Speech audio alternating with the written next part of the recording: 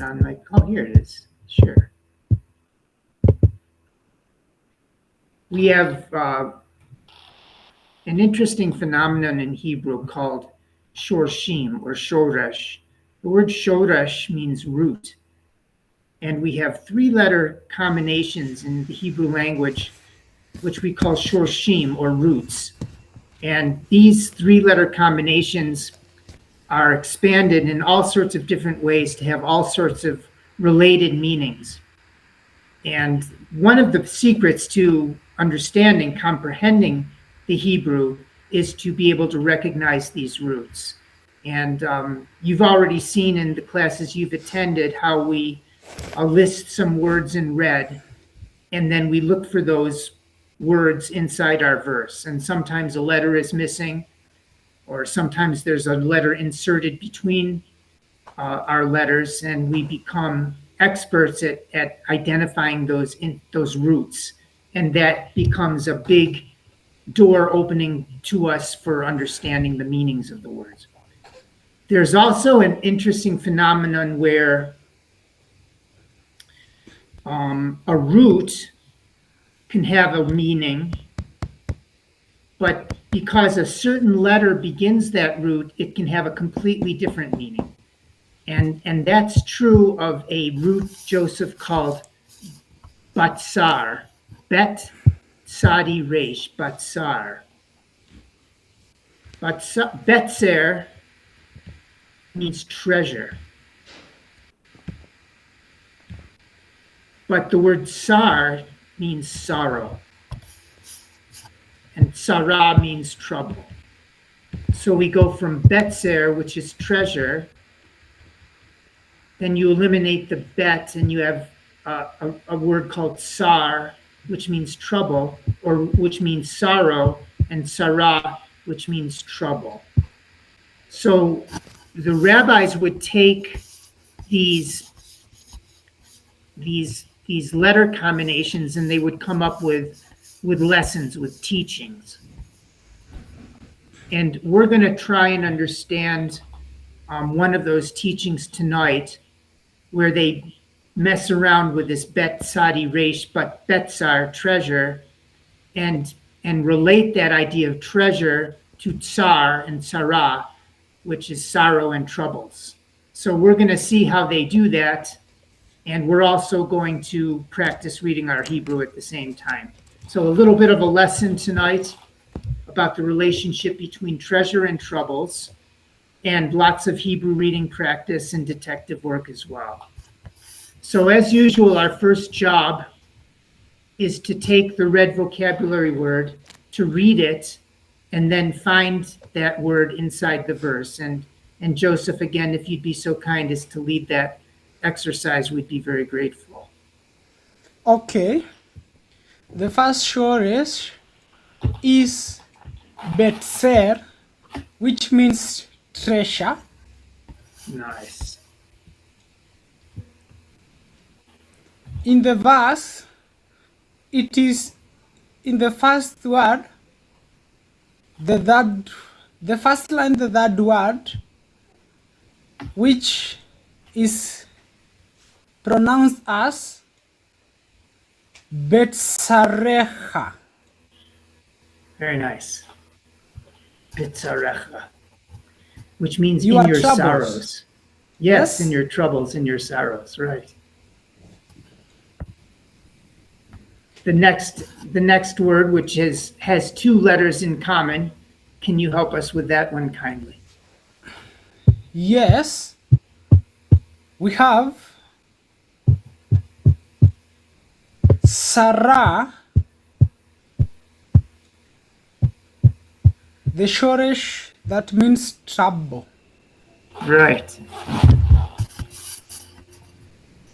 So actually, yes, and actually I think your detective work will discover that it's the exact same word. Yes. So in the first line, the third line also, right. it is by avoiding the bet, it will be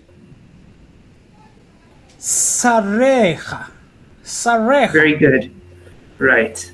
Exactly right. Very nice. And lastly, we have one more root that we can identify in the verse. If. If. It is a Shoresh for trouble. Double. Double, sorry. Right.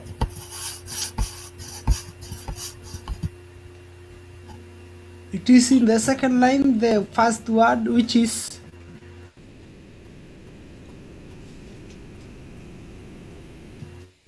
toafot. Beautiful. Toafot. The idea of doubling really implies not only a doubling, but an increase in number in general. Gideon, are you able to recite this verse for us, and we'll give it a translation, and I'll try and reinforce the wordplay and the meaning the rabbi extracted from the Yep. verse. V'haya Shaddai Beta Recha V'chsif To'afot Lach. Very nice. By the way, this is from Job, chapter 22. The Haya Shaddai. And interestingly, Gideon, you reminded us yesterday of some of the different ways that we could pronounce the Yud He Vav He.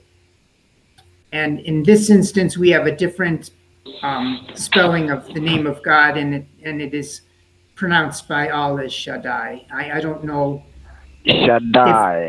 Shaddai. And we're also familiar with some temples and some churches are known as El Shaddai.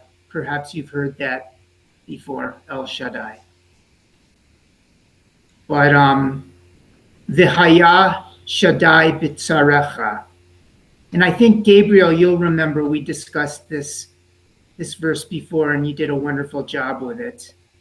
V'haya Shaddai B'tzarecha.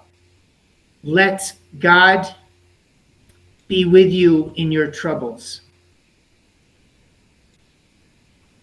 V'chesef toafot lach. As a multiplication of silver. So there's a question: how in the world could troubles be associated with wealth? With a multiplication of silver. And the rabbis discovered in this word bitzarecha not only the meaning in your troubles, but betzer becomes bitzarecha, treasure becomes treasures. So let the Lord God be your treasure. Let him be an increase of silver to you. So we still are left with the question of this relationship between treasure and troubles. Gabriel, do you have any thoughts on this, or do you recall what you thought about last time? How could We don't have Gabriel. Oh, I thought we had Gabriel. Joseph, would you like to give it a try? This idea of welcoming in God in times of troubles, how does this become our treasure, our wealth? Yes, we can also define this by when someone is in faith, he undergoes a lot of troubles to see if his or her faith is strong. And after that, he or she receives treasure. We usually use a proverb that gold is cleaned by fire, not water. It has to go through some trouble so that it can get to be clean. That's beautiful. I never really, I've heard of that before, that like God is a refining fire. Yes. And it only strikes me now through this explanation. I'm very grateful for that. Very nice. Very nice. So this is an opportunity to understand how valuable the Hebrew language study is to us, because it would really be impossible for an English reader of the Bible to catch this subtlety. But because we're studying the letters with just a little bit of help from Joseph and others that are a little more advanced, we can glean some additional meaning from the verse and maybe get the full meaning that wouldn't be available to an English reader or in an English translation. Anyway, well done, Joseph. Thank you. We have another verse that gives us another opportunity at Tsar. And also, Gideon, what is the second vocabulary word we have here?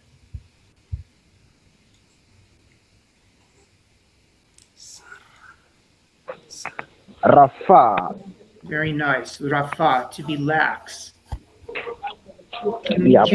Can you find the instance of Rafa? Yes.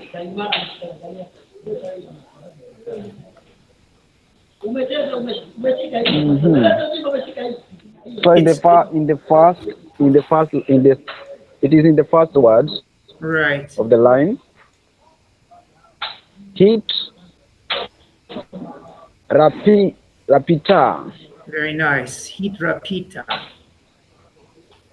Hidrapita. Go ahead and give us the verse kindly, brother. You can pronounce the Hebrew for us. Okay. Hitrapita Beyom Tara Ter Kohecha. Beautiful. Very nicely done. And the accent was just right on kochecha. This is called a meteg, and it gives us a clue as to the accent of the word. This word is pronounced kochecha. Together, all kochecha. Kohecha. Very nice. If you are lax in times of trouble, your strength will fail. Very nice. Maybe this was the Gabriel. Are you with us now? I think you are. Yes, I'm back. I don't know why it left. This idea of if you are lax in times of trouble, your strength will fail. Do you recall what you explained about this verse before? I can also explain. I don't recall, but I can also explain. Okay, kindly. If you are lax in times of trouble, your strength will fail. Means even in our difficulties, in our temptation, we should keep on fighting and trusting in God. We should not give up and say, now we can't win what we are fighting for. So we should keep on fighting. And if we stop fighting, we just become weaker. Sure. Yes. That's the profound level of it. It's very nice. Thank you very much. Thank you very much. Let us give both Nancy and Johanna, and let's start, Nancy. Can I work with you a little bit kindly on some reading? Okay. Great.